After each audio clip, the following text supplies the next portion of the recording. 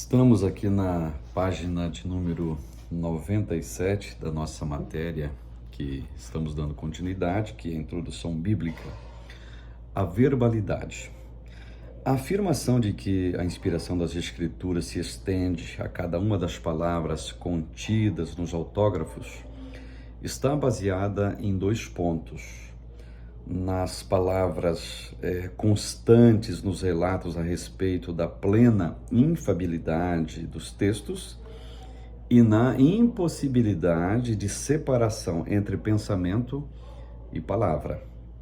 A primeira considera o seguinte: as palavras registradas nas Escrituras, como sendo as palavras do próprio Deus, Êxodo 24:4, 2 Samuel 23:2, pois um mero relatório ou registro humano de uma revelação emanada da divindade, sem a intervenção sobrenatural dessa mesma divindade, torna-se não apenas falível, mas errôneo. Olha a pressuposição desse ponto. A segunda, percebe que pensamento e palavra são inseparáveis, uma vez que um está contido no outro. Então, assim sendo, as palavras tais como sacrifício, resgate, expiação, propiciação, purificação pelo sangue e afins foram desprovidas de inspiração divina. Observe. Então, as doutrinas que as incorporam, por via de consequência, não possuem autoridade divina. Pelo contrário, o próprio Jesus e seus discípulos fizeram seus argumentos a partir das palavras contidas nas Escrituras. Por exemplo, Jesus, por ocasião da festa da dedicação, realizada no Templo de Jerusalém em um dado momento, fazendo referência ao versículo 1 do Salmo 110, disse que Davi, movido pelo Espírito Santo, chamou o Messias de Senhor. É justamente a partir do uso desta palavra utilizada pelo salmista que o Senhor afirma o quê? A Escritura não pode falhar. João 10:35. Olha as palavras de Jesus. A Escritura não pode falhar. A mensagem dela não é falha. É isso que ele está falando. Então, segundo Roger, que é um erudito, essa afirmação de Cristo a respeito das Escrituras foi determinado pelo Espírito Santo, portanto, melhor dizendo, pelo próprio Deus. Tá? Jeremias 1:9. Eis que ponho na tua boca as minhas palavras, visto que não sois vós que falais, mas o Espírito de vosso Pai é quem fala em vós. Mateus 10:20. Então, vamos ver então de maneira separada a questão destes princípios. A totalidade, preste bem atenção.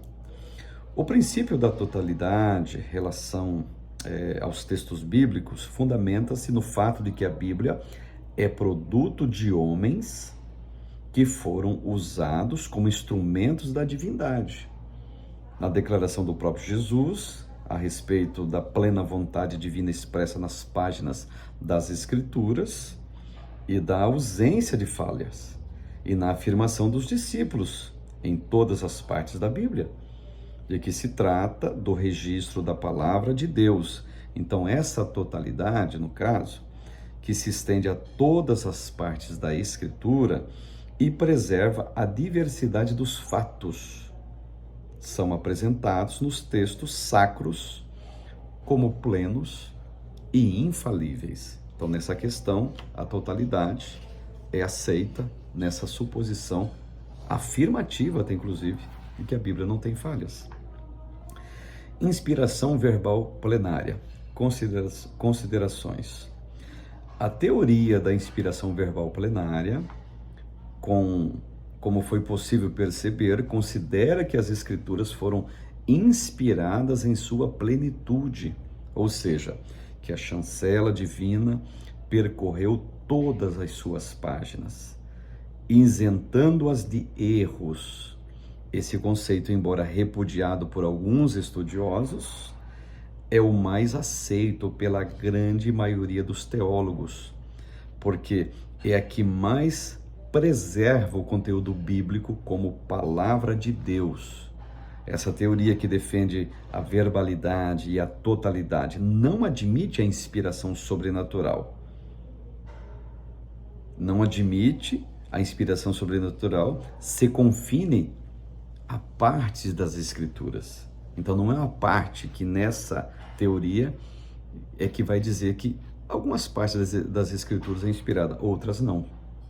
Mas que ela se aplica plenamente a todos os livros que compõem o Antigo e o Novo Testamento. A minha base de crença também nesse sentido é de uma inspiração verbal plenária. Ou seja, a Bíblia tem uma inspiração plena. Toda a Escritura é inspirada por Deus, conforme está escrito no Novo Testamento. Ela provém de Deus, ela é de Deus, foi entregue por Deus. Há homens falhos que podem ter imbuído-se em alguns erros de escrita e não erros de mensagem escrita. Não sei se vocês me entenderam essa diferença, erro de escrita e erro da mensagem que foi escrita. Eles podem ter errado na forma com que escreveram, tá? E dentro da inspiração verbal plenária, nós entendemos sim que toda escritura é palavra de Deus enquanto mensagem. Página 95, uma questão para nossa reflexão. Alguns teólogos rejeitam a teoria da inspiração verbal plenária, ou seja, não consideram que a Bíblia seja inspirada em sua totalidade. Poderíamos aceitar esse posicionamento teórico? E por que a gente poderia aceitar esse posicionamento teórico? Aqui tem essas questões então para reflexão, para que a gente possa responder para nós mesmos e entendermos também se nós estamos absorvendo a palavra de Deus nesse sentido. Unidade 3, iniciando os livros apócrifos e outras questões. Nós vamos tratar desse assunto e eu os convido para a página de número 99. Apócrifos, frutos da obscuridade. Muitos textos produzidos em momentos específicos da história da igreja, no caso, retratam um aspecto da vida e do ministério de Jesus, os quais, talvez por determinação divina, não foram obras autorizadas. Mas teve muita coisa que foi escrita acerca de Jesus, mas obras que escreveram acerca dele, elas não foram autorizadas. O que é isso? Não foram consideradas canônicas, certo? O termo apócrifos, preste bem atenção. A palavra apócrifos, termo de origem grega que significa coisas escondidas, aparece 3 vezes nas Sagradas Escrituras. Aonde que eles aparecem? Marcos 4:22, Lucas 8:17 e Colossenses 2:3. A expressão apócrifos, ela vai ali aparecer nesses textos, referindo-se originalmente a escritos que não eram lidos em público, certo? Mas a partir do século IV, esse termo ele passou a ter outra significação, pois Jerônimo, um dos grandes eruditos cristãos que viveu entre 342 e 420 depois de Cristo, começou a utilizar esse termo para referir-se aos livros não canônicos, isto é, livros que não faziam parte do cânon sagrado. Então, se alguém perguntar para você quem é que mais usou, quem começou a usar o termo apócrifos, você vai dizer que foi o Jerônimo. Então, essa atitude tinha por objetivo fazer uma linha conceitual divisória entre os livros que eram genuinamente inspirados por Deus e aqueles que, apesar de estarem em circulação e até no caso serem aceitos por alguns grupos religiosos, no caso, não continham os traços da autorização divina e, portanto, deveriam ser rejeitados pela comunidade cristã. Então essa é a base da historicidade dos livros apócrifos, certo? Surgimento e a importância dos apócrifos. Os livros apócrifos, embora não se possa determinar com absoluta precisão, surgiram em sua grande parte, quase que simultaneamente, o período da inclusão dos textos no cânon sagrado, principalmente o do Novo Testamento. Então, esses livros, segundo especialistas, são importantes porque trazem registros em suas histórias, em suas páginas, tradições e preocupações particulares de determinadas comunidades judaicas, até inclusive. Essas obras se multiplicaram de tal forma que seus redatores, objetivando uma maior aceitação e ampla divulgação dos seus escritos entre as diversas comunidades, atribuíram sua autoria a personalidades de grande proeminência no contexto político-religioso da cultura judaica, tais como Abraão, Enoque, Moisés e Salomão. Escritores escreveram os livros apócrifos e mais ou menos assim, olha, esse livro aqui é uma revelação de Abraão, é uma revelação de Salomão, é uma revelação, por exemplo, de Enoque. Por que eles colocaram como sendo de autoria dessas figuras? Ora, para que o pessoal da época deles o aceitassem. Então, os livros apócrifos aparecem em data incerta e já aparece também com autores incertos. Alguém escreve e diz, não, isso aqui não é meu, não, isso aqui foi Abraão que escreveu, para dar uma espécie de autenticidade para que a comunidade judaica da época os aceitasse. Na página 101, página 100, continua a explicação dos apócrifos. Página 102, aspectos históricos e a contribuição dos apócrifos no caso. Terceiro comentário sobre o pano de fundo histórico dos livros apócrifos não se constitui tarefa das mais fáceis, muito menos quando a proposta é agregar informações que sejam precisas e que disponham de consenso entre os mais seletos e diversificados estudiosos do assunto. Então, esse trabalho, ele requer que as suas páginas, em suas páginas as crenças, os hábitos, as esperanças, as aspirações das diversas comunidades judaicas que, embora venerando o único Deus, revelado ao patriarca Abraão, e sendo expostas a situações particulares e diversas entre si, sejam agregadas em um único lugar. É fundamentalmente essas particularidades e diversidade histórico-cultural que tornam esses textos importantes para a compreensão das Escrituras Sagradas.